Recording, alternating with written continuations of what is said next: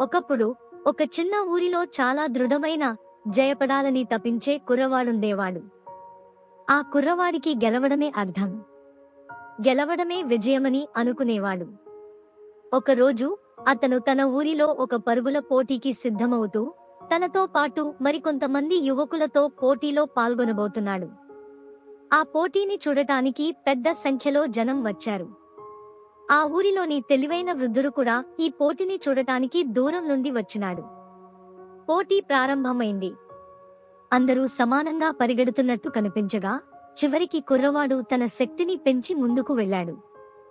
అతను మొదటి స్థానంలో ముగించగా జనం ఉత్సాహంగా ఆ కుర్రవాడిని ప్రోత్సహించారు. కాని వృద్ధుడు నిశ్శబ్దంగా, ప్రశాంతంగా ఉన్నాడు. ఎలాంటి భావాన్ని వ్యక్తం చేయలేదు. కుర్రవాడికి మాత్రం గర్వంగా, మహానుభావంగా అనిపించింది. మరో రేస్ ప్రకటించారు. ఈసారి కొత్త సవాలుదారులు వచ్చారు. కుర్రవాడు మళ్లీ గెలిచాడు. జనం మళ్లీ ఆనందంతో కేకలు వేస్తూ అభినందించారు. కాని వృద్ధుడు మళ్లీ నిశ్శబ్దంగా ఉన్నాడు. కుర్రవాడికి మాత్రం మరింత గర్వంగా అనిపించింది. ఇంకో రేస్ కావాలి అంటూ కుర్రవాడు కోరుకున్నాడు.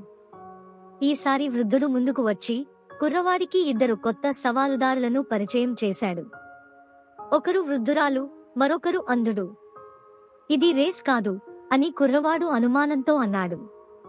కాని వృద్ధుడు పరుగు పోటీనే అని అన్నాడు. రేస్ ప్రారంభమైంది. కుర్రవాడు మాత్రమే ముగించాడు. వృద్ధురాలు, అంధుడు లైన్లోనే నిలిచిపోయారు. కుర్రవాడు ఆనందంతో చేతులు పైకెత్తాడు. కాని జనం నిశ్శబ్దంగా ఉండిపోయారు. కుర్రవాడు ఆశ్చర్యంగా వృద్ధుని చూసి, జనం నన్ను ఎందుకు అభినందించటం లేదు అని అడిగాడు.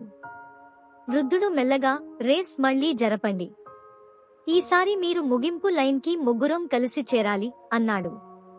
కుర్రవాడు కొద్దిసేపు ఆలోచించి వృద్ధురాలు, అంధుడిని చేతుల పట్టుకుని ఆహ్లాదంగా, నెమ్మదిగా ముగింపు లైన్కి వెళ్ళాడు.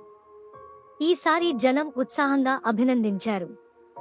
వృద్ధుడు చిరునవ్వుతో తల వంచాడు. వృద్ధులారా, జనం ఎవరిని అభినందిస్తున్నారు? ముగ్గురులో ఎవరిని అని కుర్రవాడు ప్రశ్నించాడు. వృద్ధుడు కుర్రవాడి భుజాలపై చేతులు ఉంచి నెమ్మదిగా అన్నాడు, చిన్నవాడా, ఈ రేస్లో నీవు ఎప్పటికంటే ఎక్కువగా గెలిచావు. ఇక్కడ గెలుపు కన్నా ఎలా పరిగెత్తావు అన్నదే ముఖ్యం. జీవితంలో నీ రేస్ గెలవడమే కదా నువ్వు కోరేది.